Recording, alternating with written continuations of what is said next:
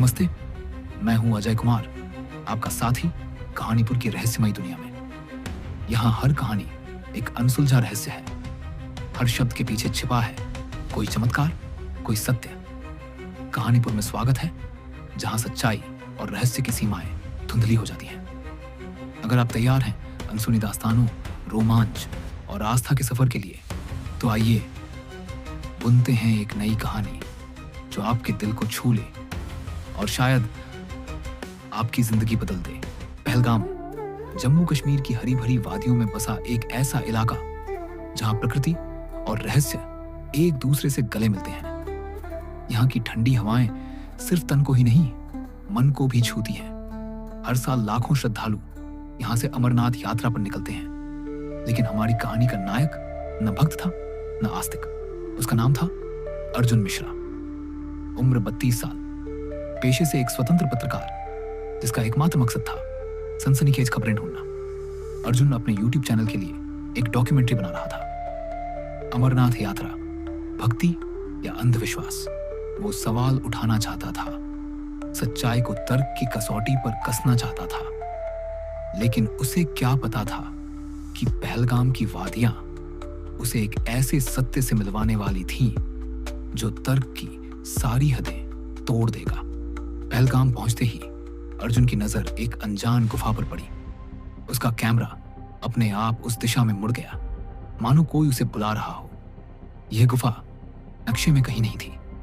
स्थानीय लोग फुसफुसाते हुए कहते, वो गुफा शापित है, वहां कोई नहीं जाता, वहां कुछ है। कुछ लोग कहते, सैकड़ों साल पहले एक साधु उस गुफा में गया था और फिर कभी नहीं लौटा। लेकिन अर्जुन को यह सब अंधविश्वास लगा।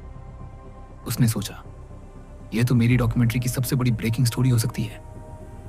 बिना किसी को बताए अपने कैमरे और टॉर्च के साथ वो उस गुफा में घुस गया। गुफा के अंदर एक अजीब सी ठंड थी, लेकिन बर्फ का नामो निशान नहीं। दीवारों पर प्राचीन शिलालेख और आकृतियां उकेरी गई थी।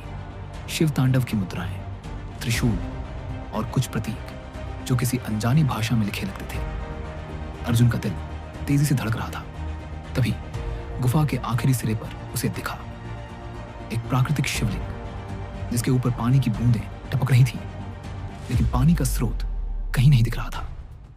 अचानक एक तेज नीली रोशनी पूरी गुफा में फैल गई। अर्जुन की आंखें चौंधिया गईं। उसने देखा एक धुंधली परछाई शिवलिंग के पास खड़ी थी।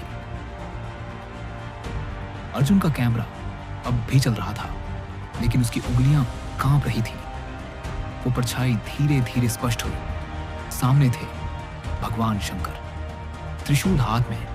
जटाओं से गंगा की धारा बह रही थी और उनके नेत्रों से ऐसी करुणा झलक रही थी मानो वो अर्जुन के सारे सवालों का जवाब हो। हे पुत्र, भगवान की गहरी आवाज गूंजी, तू सत्य की खोज में आया है, लेकिन सत्य तर्क की सीमाओं में नहीं बनता। उसे श्रद्धा की आंखों से देख। अर्जुन कुछ बोल पाता उससे पहले ही उसकी आंखों के सामने अंधेरा छा गया। वो बेहोश होकर गिर पड़ा। जब उसकी आंख खुली, वो गुफा में अकेला था।